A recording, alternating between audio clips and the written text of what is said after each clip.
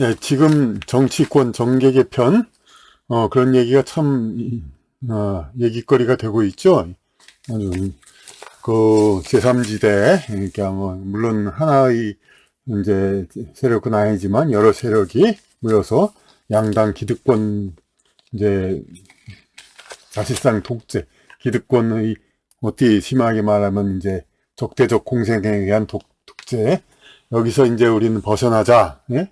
이런 얘기로 이것은 상당히 바람직하다고 봅니다. 그 이제 정말이지 양쪽 극단 그리고 이 양당만의 제도로만 된다면 계속해서 이 어떻게 되냐면 양쪽 극단으로 치어받는 사람들이 자꾸 이렇게 정치적으로도 유리하게 되죠.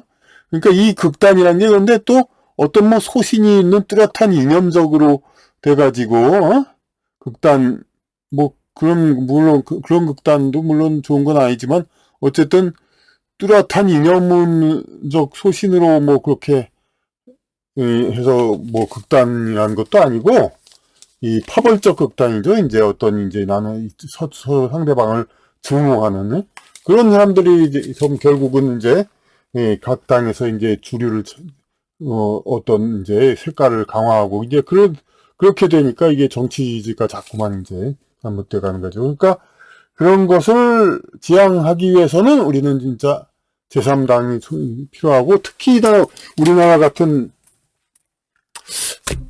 형편에서는 이 단순히 이 국가의 형태가 국가의 이제 구성원 형태가 이런 이제 두 가지만으로 되어 있지가 않기 때문에 한 진짜 너댓 가지 세력이 있다고 봐야겠습니다. 한국에는. 그렇기 때문에 이 양당은 정말이지 이 국민 의사를 반영이 참으로 힘들게 돼 있습니다. 그래서 이제 여러 당이 필요하고 적어도 제3당 정도, 3당 정도는 있어야 이제 국민 의사를 제대로 반영하는 그게 가능한 것입니다.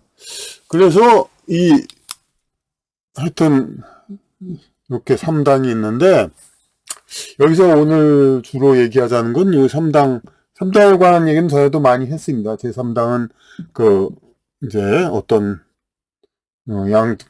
쪽 이념의 평균을 추구하는 그런 아니라는 것이 아니라 양쪽 당이 정말로 양당 기득권 독재이기 때문에 서로 담합해서 국민을 위해서 하거나 무리하게 하거나 혹은 무리하지 않는 그런 것들을 찝어내가지고 양당 기득권을 그것을 타파하는 거. 이것이 정말 의미가 있는 거지. 양당 정책의 평균을 내는 거. 그래가지고 나는 중도다. 나는 과격하지 않은 중도다. 이건 아무 소용도 없는 거다. 이 말씀이죠. 이제. 그러니까. 그래서,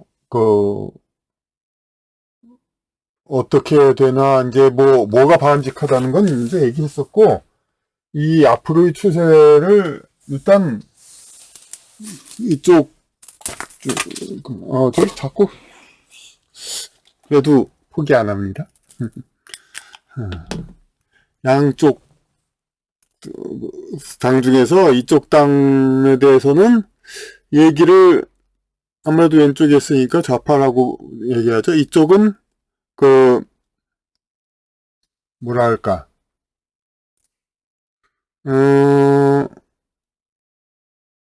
아이고 지금 이재명 당과 이른바 비이재명 당 그렇게 나눴다고도 볼 수 있죠. 그런데 이거에 대해서는 뭐 어떤 상당히 구체적으로 실제 상황에 대해서 이야기하는 거가 되니까 일단은 좀 생략을 하겠습니다. 그러니까 이쪽 얘기에 대해서는. 그런데 지금 오늘 얘기가 될 수 있는 것들은 어느 쪽이냐면은 이쪽입니다. 이쪽인데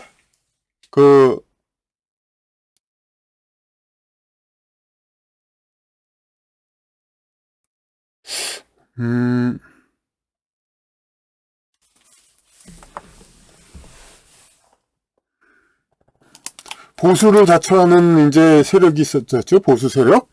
이쪽에서 이제 요 가운데 이게 전부가 아니라 이쪽에서 갈라진 쪽도 있고 이쪽에서 갈라진 쪽도 있고, 그래서 이 보수를 자처하는 곳에서 그 이게 갈라졌는데, 과연 그러면은 뭐 그렇게 주장하는 것도 아니죠. 이제 원래 이 보수 이쪽에서 이쪽이 너무 과격하니까 나는 이쪽으로 가겠다, 뭐 그런 이야기, 뭐 그런 얘기도 어느 정도 있습니다만, 그것보다는 사실은 이제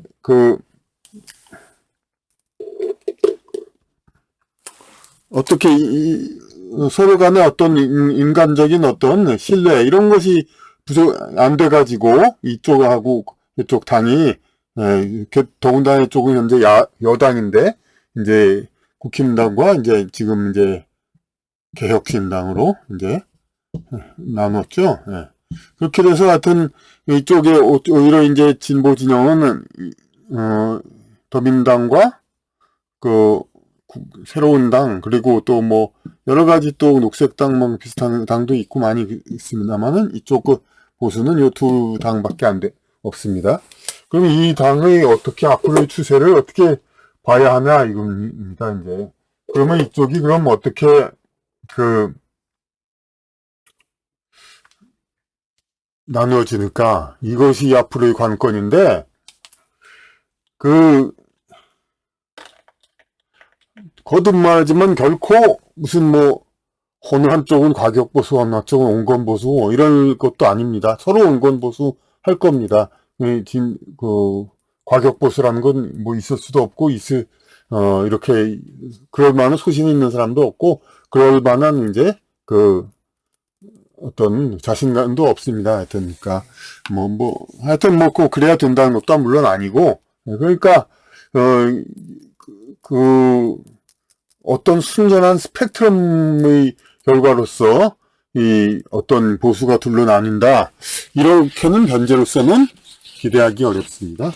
그러면 이제 그러면 여태까지 그럼 보수는 순전히 한 가지의 어떤 그런 성격의 세력이었는데 단지 인간관계 때문에 갈라진 것인가? 그렇지가 않습니다. 물론 제가 누차 얘기했던 이 도표에 의해서 이제 이렇게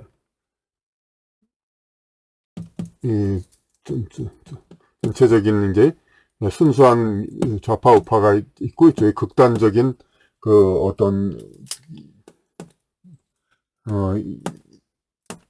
파벌적인 그런 좌파 우파가 있습니다. 그런데 서로 증오하는. 근데 여기서 우리는 이 보수 세력 요거를 볼 때, 여기만 확대해서 보기로 합시다. 이 내부에서 하는 건 저번에 많이 했고, 이번에 또 하기는 복잡하니까, 여기만 봤을 때, 보수라고 하면 자연히 그 나라의 어떤 전통과적으로 주류 세력이었고, 문화 중심 세력이고, 그렇기 때문에 그 나라의 여태까지의 상황, 여태까지의 이념, 정책, 문화, 이런 것들을 그대로 지키고 싶어 하는, 되도록이면 그런 사람들이 보수죠. 그 원래의 의미죠. 보수라는 것이. 근데 이 경제정책 면에서는 이제 그렇게도 또 불립니다. 보수, 여태까지 옛날부터 해왔던 인간 세상이 해왔던 것이 자유경쟁이니까, 자유경쟁 그런 것을 좀 더 중시했던 쪽은 더 보수로 봐서 그냥 자유민주 시장경제 이런 걸 강조하면 보수라고 얘기들 많이 하죠. 근데 소위 자유민주 시장경제라는 건 우리가 옛날부터 있던 개념은 아니죠. 물론 어떤 원론적인 의미에서의 자유방임적인 그런 건 있었지만은 계획경제가 옛날부터 많이 있었던 건 아니죠. 그래도 어쨌든 자유민주 시장경제란 거는 근데 자꾸 서양에서 많이 얘기되는 그런 거죠. 이제 그거를 자꾸 얘기하는 쪽이라고 해서 그럼 보수냐? 물론 그렇게 분류가 됩니다. 그러니까.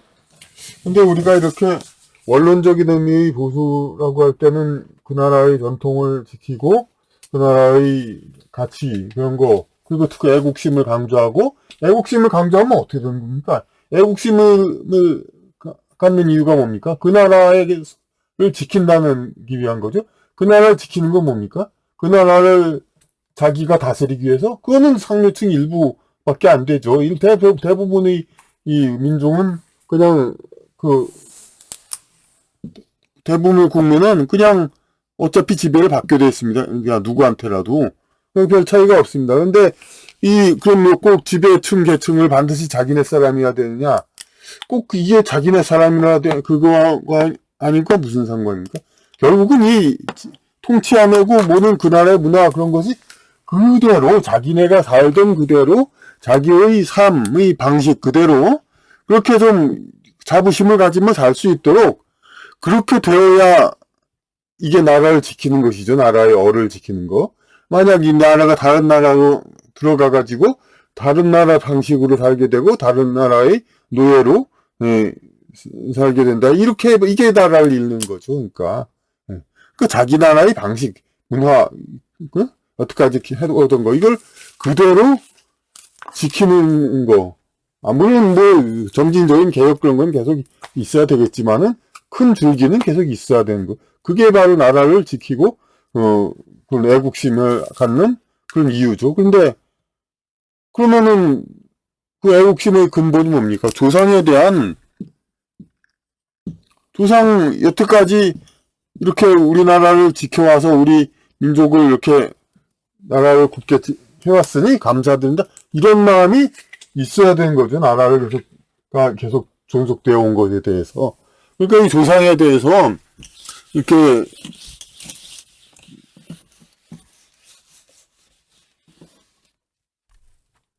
기본적인 어떤 존경, 대체적인 거, 물론 비판은 있어야 되겠죠. 그런데 하지만 대체적인 그런 전반적인 그런 것들을 그 대체적인 존경과 그건 있어야 되는 것이 이른바 이제 보수 세력이 된다면야 그렇게 되는 겁니다. 그런데 우리 지금도 그렇지만 뭐 어릴 때부터 옛날 소위 보수 세력이라고 하는 글쎄 꼭 제도권에서 그런지 모르지만 저희도 옛날부터 우리나라는 조선시대 당파 싸움 때문에 공리공론으로 다 망했다. 근데 굳이 교과서에서 그랬던 건 아닌데 이상하게 그런 얘기가 많았습니다. 아마 참고서 같은 데에서도 딴 얘기가 많았던 것 같아요. 그러니까 참고서를 통해서도 지금도 뭐 역사 교과서 참고서들이 많이 다르다는데 그때도 이제 참 어릴 때부터 우리는 삼국사기 김부식 하면 사대주의로 아주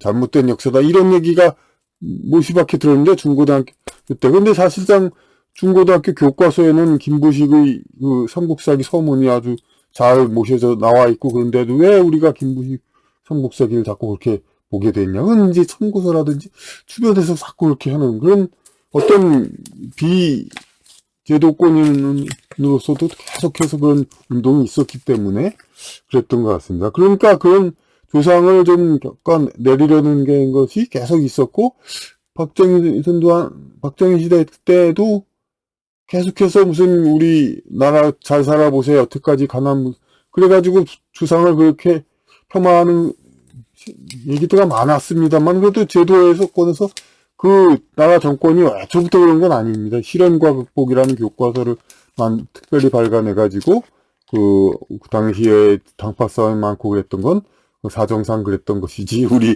조상이 잘못해서 그런 건 아니다. 그런 얘기도 했었고 하여튼 그렇게 하여튼 전반적으로 국가 전체가 그랬던 건 아니었는데 물론 박정희 때 그때 완전한 전통 전임자로부터 비롯해서 모든 걸 긍정하는 건 아니었습니다만은 거기도 이제 상당히 마치 우리나라가 계속 5,000년 그냥 후진국으로 살았던 것처럼 막 그렇게 얘기하는 사람도 있었고 제도권에서 하지만은 하여튼 제도권 비제도권 해서 하여튼 그런 세력들이 많았습니다. 그러니까 조상이 그래서 우리는 하여튼 조선시대에 양반들이 하여튼 나라들 잘못해가지고 당파 싸움만 하고 유학이나 성리학 이건 순전히 쓸데없는 걸 해가지고 응? 아주 그냥 나라 망했다. 그래서 일본한테 망했다. 이런 얘기 귀 아프게 듣죠? 근데 이거 조선이 뭐가, 응? 세계적으로도 500년 이상 지속된 왕조는 드물고, 그리고 국가의 통치 안 되는 어떤, 어? 아니, 국가를 공학으로 통치합니까? 그런 철학이 있어야 된다는 거는 어느 나라도 마찬가지죠. 그러니까. 그래서 이런 성리학, 이런 철학을 가지고서 통치했다는 거, 이것은 중요한 거죠. 이제 이건. 하여튼 간에 근데, 나라가 500년 있다가 망한 거 가지고, 당시엔 또 조선만 망한 게 아니고 제국주의 유행의 시대였고, 하여튼 그때 그리고 또 일본이 우리나라를 그 합병하지 않았으면 우리나라는 5천년 이어온 아주 그냥 가난과 무지와 그냥 어떤 후진국가 그런 생태를 계속 살았다 하면서 그냥 형편없이 그냥 살았다. 물론 가난하고 비참하고 또 왕조의 말기는 아무래도 부패가 있기 때문에 그런 건 있지만은 그런 걸 그렇게, 물론 또 좌파라든지 소위 그런 쪽, 진보라는 그런 쪽에서 진보인, 자기들의 종족의 특성 때문에, 대륙, 여진족, 종족 특성 때문에 대양 세력을 부정해야 되기 때문에, 진보 좌파 쪽에서 그거에 대해서 아주 그냥 계속해서 지금 그냥 끝없는 저주와 끝없는 그런 게 너무 심하기 때문에 지금도 그걸 계속 그냥 붙고 늘어져서 일본과 어떤 사이 트러블을 만들려고 하고, 근데 그렇기 때문에 물론 이걸 일본을 어느 정도 두둔해야 되는 거군 우리가 충분히 이해가 되죠. 그런데 그렇다고 해서 무슨 마치 일본 아니었으면 한국이 그냥 계속 후진국으로 아주 아프리카부터 못한 나라로 계속 있었던 것처럼, 그러니까 아니죠. 그건 명백히 이거는 나와 있습니다. 고종 왕제 때 이미 이제 우리는 흔히 잘 인정 안 하지만 이제 조선 때 한문과 순한글로 이렇게 이 지배계층, 피지배계층의 언어를 나눠진 거, 이게 물론 세종대왕 때는 안 그랬지만 나중에 이제 이렇게 됐죠. 근데 고종 황제가 다시 전부 세종의 용비어천과 축포상절 방식으로 혼용을 하는 걸 명령해가지고 일본과 같은 그런 혼용체로 해가지고 모든 국민이 다 똑같이 이렇게 자기 능력과 공부할 수 있도록 그렇게 한 거죠, 이제. 그리고 고종 형제가 정경복궁에 전기를 들어왔다는 것도 일본보다 먼저 했다고 그러고, 하여튼 여러 가지로 전차도 됐던가? 하여튼 개혁을 했지 왜 안 했습니까? 근데 그건 마치 또 우리 현대사에서도 박정희의 5개년 경제개발 5개년 계획 이거 아니었으면 나라가 망했겠다, 후진국으로 머물렀겠다, 그렇게들 얘기하지만 이 경제개발 5개년 계획은 사실 제2공화국 그 이전에도 민간, 물론 이제 이승만 정부에서도 있었을지 모르지만 어쨌든 제가 본 기록은 제2공화국 장면 정부라고 하죠, 민간.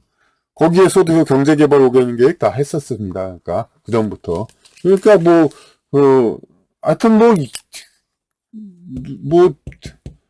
격상하거나 격하는 건 아니, 여기서 그러자는 건 아니고, 무슨 박정희 정권이 그때 또 효과적으로 경제개발했다고도 볼 수 있지만, 아니었으면 우리나라가 무슨 그냥 후진국으로 필리핀 같은 나라로 됐을 거라고, 그런 토당차 말도 안 되는 그런 소리.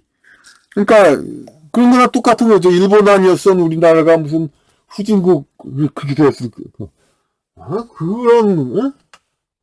물론 그렇게까지도 얘기할 수 있습니다. 우리나라 독자적으로 경제개발하는 것보다 일본이 철도도 놓고 빨리 서둘러서 근대화시켰으니까 더 효과적이었다. 그런 것도 있고, 그리고 하여튼 변화는 일본이 많이 시켰죠. 그리고 우리는 거의 한문 위주로 썼는데 1920년에 일본이 한글 소설 이제 권장해가지고 일반 국민 한글 위주로 쓰라고, 그게 한국 민족을 위한 것인지는 모르지만은 그렇게 한 거고, 하여튼 변화는 일본이 더 많이 시킨 건 사실이죠. 이제. 그렇게 해서 조선한 한국 그 아니면은 뭐 큰일 난 것처럼 일본 아니었으나? 그리고 또 다른 또 여러 가지가 있죠. 그냥 뭐 여기서 하도 중요한 거니까 여기서 뭐 또 얘기합니다. 그냥 그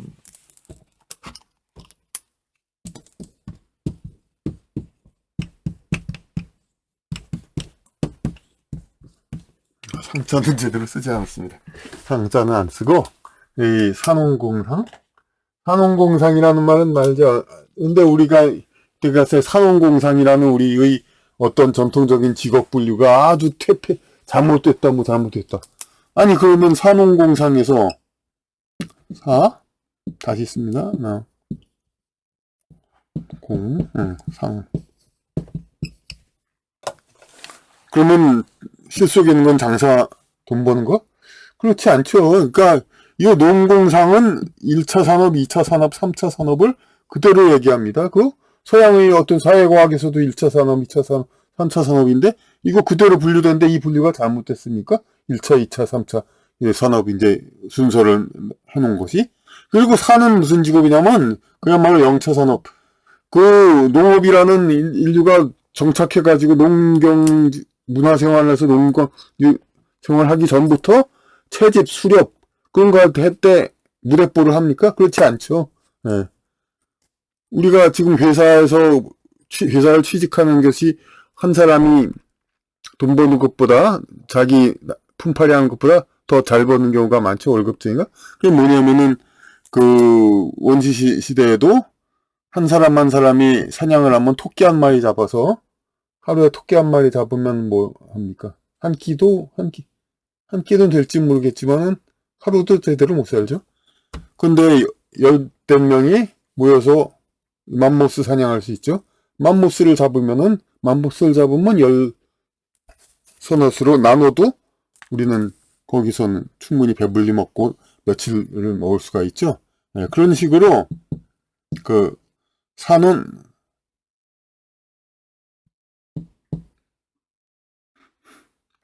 그 사냥이라든지 여러 가지 할 때 동물도 있죠. 동물도 다 리더가 있죠. 보스 두목. 그 리더 이 산은 뭐 현자에 할 때 그냥 써놓은 거대로 자꾸 그냥 생각하는 경향인데 어떤 개념적 의미지 한자 의미는 그런 이제 어떤 선비사라니까 책상 물림만 말하는 걸로 생각하고 선비가 최고다. 그게 아니라 그 병사, 무사 다 사자 쓰죠. 병사, 무사.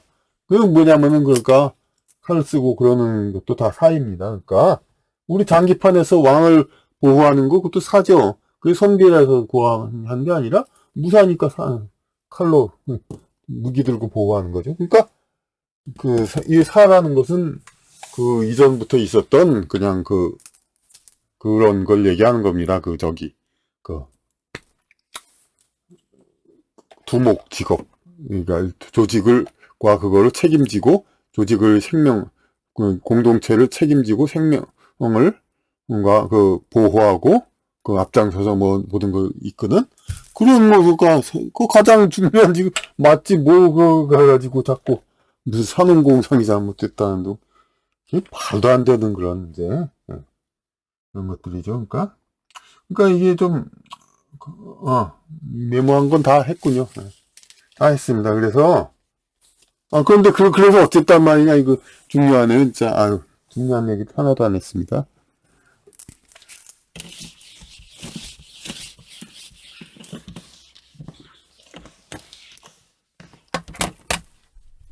그래서 이렇게 조상을 폄하하는 사람 얘기들이 우리 전에 주위에 있었는데 이런 것이 이제 꼭 그 국가 정치 제도권이 그런 게 아니라 어떤 민간 세력 그런 게가 있죠. 그래서 제가 추정하기에는 이제 미국을 많이 유학을 갔다 오니까 이제 어떤 외국의 바탕을 둔 그런 세력도 있을 수 있고 그래가지고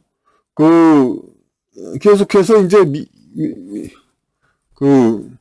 그런 경향의 사람들이 세력이 꼭 집어서 글쎄 어떻게 보면 조중동 같은 쪽도 그렇다고 봅니다. 이게 조중동 같은 데가 언론이 박근혜 정부 후반기에도 전부 돌아섰죠. 예. 그런 것처럼 이 어떤 외국과의 바탕을 둔 그런 세력 이런 쪽에서 계속해서 이 보수를 자처하면서 조상을 이렇게 폄하하고 이제 외국의 어떤 의지에서 하고 그런 세력이 있습니다. 조상을 폄하하고 그 어떤 전통 문화를 계속 갈아엎고 이런 면에서는 이제 좌파와 똑같죠. 그러니까 이런 쪽이 계속 보수 세력의 상당 부분을 차지하고 또 오히려 이런 쪽일수록 종족으로 얘기하겠는데 토착외구식으로 이제 어떤 그 종족적 그 분류는 오히려 그 좌파하고 더욱더 극단적 다르다 보니까 더 증오하고 그런 면은 더 강하죠, 이제. 그래가지고, 그런데 좌파하고 증오하고 이렇게 대립하기는 강하면서도 문화적으로, 가치적으로 이런 쪽에서는 오히려 좌파하고 계속 일치가 돼요, 그러니까 우리가 정권이 보수 진보, 이른바 보수 진보, 그렇게 많이 바뀌었지만은 계속 우리나라 정책과 뭐 여러 가지 가치, 이런 것들은 자꾸 무너지고 계속 좌파적으로 흘러가고 있죠. 그러니까 이 정권이 바뀌었다 하더라도 계속해서 이들의 어떤 이제 좌파로 바뀌면 좌파로 한번 갔다가 그 우파 정권 가서 이거 거꾸로 됐지만 아무 상관없지만 어쨌든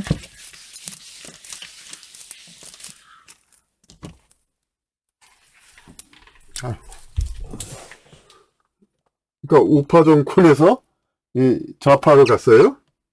그러면 좌파 정권에서 다시 우파 정권으로 정권 교체가 되면은 이 가치관 이런 것들이 우파로 돌아가야 되는데 그렇지가 않고 사람만 바뀌고 그냥 그대로 가요. 그 다음에 또 좌파 정권이 하면 이쪽으로 가고 그 다음에 우파 온다고 해도 아무것도 아니고 다시 또 이렇게 가고 이런 식으로 계속해서 이 사회 문화는 계속 바뀌어지는 거죠. 그냥 무너지고. 그러니까 그래가지고 지금은 도대체 이 나라가 한국인지 미국의 어떤 식민지인지 괌인지 필리핀인지 모르게 이제 거리가 다 바뀌었죠. 이제. 그런데 이런 세력들이 분명히 있는데 전에는 이제 보수란 것이 그냥 어떤 나눠있지가 않고 그러니까 그것도 참 아이러니합니다. 진보를 자처한 쪽은 이제 두셋으로 나누어져 가지고 나름 자꾸 이제 색깔을 내고 그러면서도 진보를 자처하는 쪽의 집권은 계속 되었는데 이른바 보수라는 거는 이 집권 분류가 안 돼요. 그러니까 작은 그러니까 의도적인 걸 수도 있습니다. 그러니까 그 일부러 세력화를 하지 않고 숨어가지고 이제 그냥 보수를 자처하면서 어떤 실질적인 어떤 이제 그 국가의 뿌리 이런 거는 계속해서 전부 진보를 인지 어떻게 하든 개혁인지 어떤 급진인지 그런 식으로 바뀌는 그런 세력들은 이제 자기의 세력을 그냥 뚜렷하게 정체성을 드러내는 것보다는 그냥 보수라는 그걸 쓰고 그 속에 숨어서 이렇게 활동하면 되니까 가령 이제 이 북거일 씨 같으면 그 보수 문인 논객으로 유명한데 예전에 영어 공용화라는 거를 자꾸 주장하고 그래서 근데 그때는 조선일보가 엄청나게 영어 공용을 논설을 씌웠는데 그때 반발과 반대가 많아서 더 이상 전개되지 않았죠. 하지만 영어 공용화는 그때 그 이후로 은근히 노무현 이명박 정권 때 다 우리 국기학과한테 다 이렇게 스며들었습니다. 그러니까 뭐냐면 미리부터 그 세력과 그 의도가 있었던 거지. 이 이런 한 사람의 의도 주장이겠습니까? 말도 안 되죠. 그러니까 뒤에서 그렇게 시키라고 이제 문인이 이제 주장하는 것이 좋으니까 이렇게 하라고. 그런데 이제 또 적당하고 만만한 이제 말을 들을 만한 문인 찾아가지고 그렇게 한 거죠.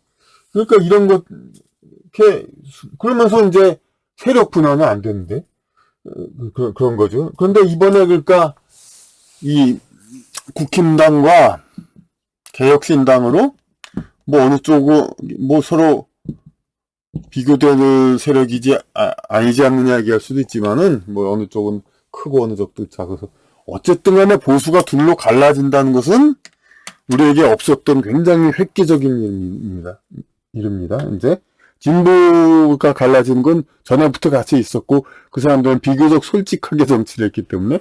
근데 보수는 솔직하게 정치를 안 했던 거죠. 그러니까 보수를 편을 쓰면서 어떤 시장 경제만 계속 주장할 뿐이지 자유민주 오로지 뭡니까? 보수라는 게 보수라고 그러면서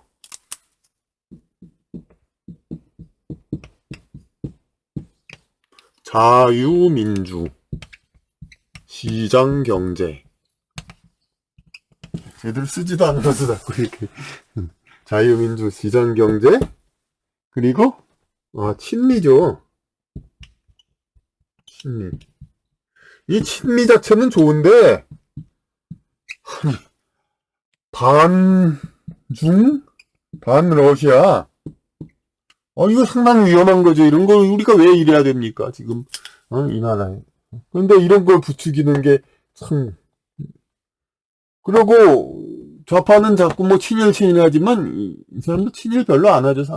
상류층이 못하러 친일합니까? 친일 뭐 그냥 제주도 여행비도 안 가는 걸로 왔다 갔다 할 수 있는 게 일본인데 오히려 우파라면서도 은근히 일본은 자꾸 이렇게 반일 부추겨가지고 실제로 그러지 않습니까? 나경원 의원도 그랬고 이명박 전 대통령도 그랬고 그냥 반일적인 거 보여가지고 박근혜는 괜히 초기에는 일본하고 그렇게 오히려 그래가지고 오로지 친미가 어떻게 보수의 특징이 됩니까? 대만 민주진보당이 극렬 친미죠. 거긴 진보당 국민당이 더 보수고 그러니까. 그래서 자유민주 시장경제 이런 걸 가지고 그냥 우린 보수다 그러는 사람. 그러면서 이 보수의 진정한 이제 의미가 될 수 있는 어떤 가치를 전통 가치를 중요시한다든가 이런 조상을 제대로 모신다든가 어떤 국가적인 연속성을 갖게 하고 그런 것 이런 거는 관심이 없어요. 왜냐하면 이들도 토착외국일 수도 있고 하여튼 어진족 좌파나 마찬가지로 이 나라에 뿌리가 없는 부류들이기 때문에 조선까지 양반들 그런 쪽하고는 다르게 어떤 일제시대가 있은 뒤로 이제 일본과의 교류로서 이제 크게 흥한 계층이죠. 물론 그 이전의 어떤 전통적인 어떤 뿌리가 있는 그런 부류는 아니죠. 그러니까 언론들이 그렇다는 것도 조중동이 결국 조중동이 다 일제시대 이제 창간이 됐으니까 이 사람들도 결국은 말로는 이제 일제 한거를 내세우지만 결국 일제 시대를 통해서 언론 재벌이 됐으니까 일제 시대를 통해서 흥한 계층입니다. 그러니까 조중동 언론도 결국 그러니까 이쪽 부류죠 전부.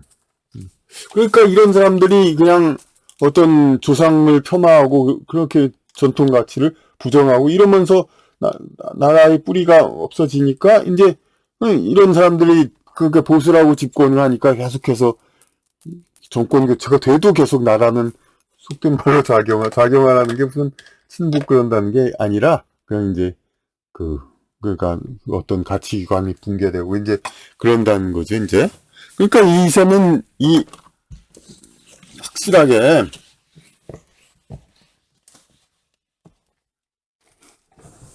확실하게 보수가 이제 나눠야 됩니다. 이제 국힘당과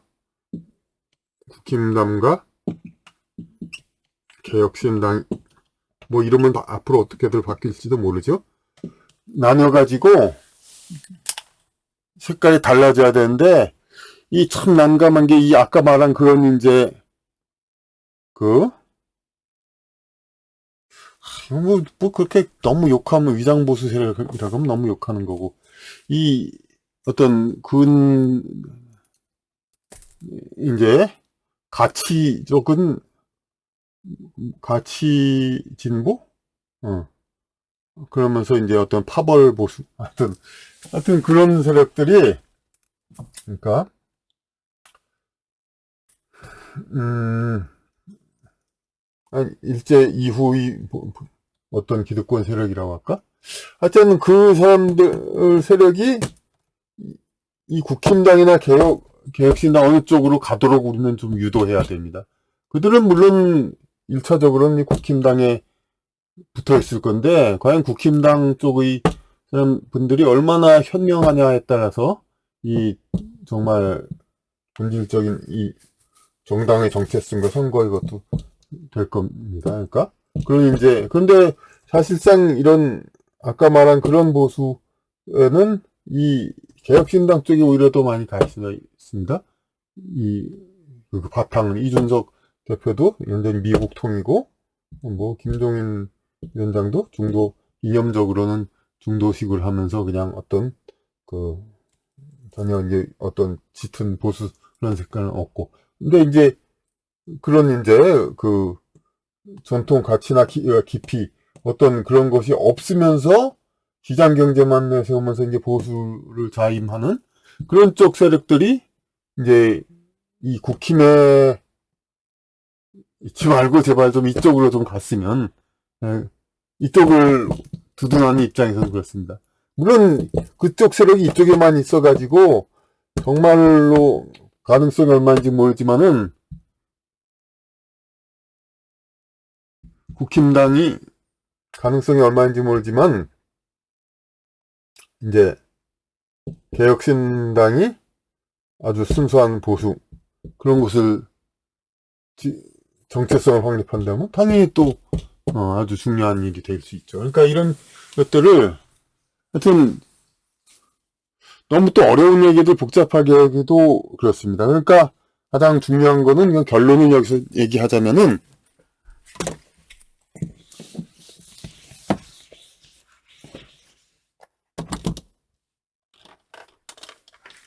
하여튼 국힘과 개혁신당, 여신 이쪽 이 어떤 단지 인맥상의 문제가 아니라 정말로 뚜렷하게 어떤 정책 방향이 좀 달라져 가지고 국민이 선택할 수 있게 이 어떤 피상적인 무슨 뭐 교통비를 어떻게 한다니 그런 거 말고 좀 더 근본적인 것에서도 좀 차별화가 돼 가지고 정말 아까 그런 이제 그 21세기 20세기 보수 20세기의 그런 세력하고 그러니까 그 전통 세력하고 이게 좀 구분이 돼 가지고 그렇게 되면 좋겠습니다. 그래 가지고 그러니까 어떤 진정한 가치를 지킬 수 있는 그런 정당이 무엇인가 국민이 정말 택할 수 있어 가지고 차별화가 생기게 그렇게 대한 어떤 피상적인 제도 말고 정말 깊이 국가관, 가치관 이런 것들 저런 거 이제 이런 것들도 차별화가 됩니다. 우크라이나 아니 뭐 그런 쪽에 우리가 도와줘야 될 것이니까 정말로 완전히 서양 그 소방 세력에 완전히 우리가 붙어야 될 것인가 아니면은 노태우 정권 때부터 있었던 북방 외교 중국 러시아에 우리가 어떻게 중요한 관계를 계속 가질 것인가 이런 거에 대해서도 좀 차이가 생겼으면 좋겠고 하여튼 그렇게 해가지고 우리가 좀 선택할 수 있도록 국민이 선택할 수 있는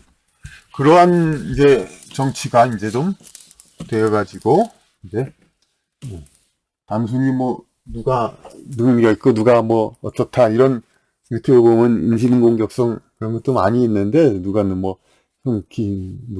성격이 어떻고 누구는 도저히 안 되고 누구는 뭐 아무하고도 안 된다. 근데 그런 게 중요한 게 아니고 도대체 무슨 얘기를 하나 그 사람의 사소한 인간성 그런 것들은 우리 다 필요 없습니다. 그러니까 저기 어떤 비전을 제시하나 이제 그러고 하여튼 단순한 이제 뭐 당장의 제도뿐만 아니라 정말 깊이 국가 전체를 운영하는 그런 거에 깊은 가치에서도 어떻게 하는가? 제발 두 당 보수를 자초하기도 하는 두 당이 제발 좀 달라졌으면은 그래서 차별화돼서 국민의 선택권을 우리가 갖게 해줬으면 하는 것이 이번에 보이는 생각입니다.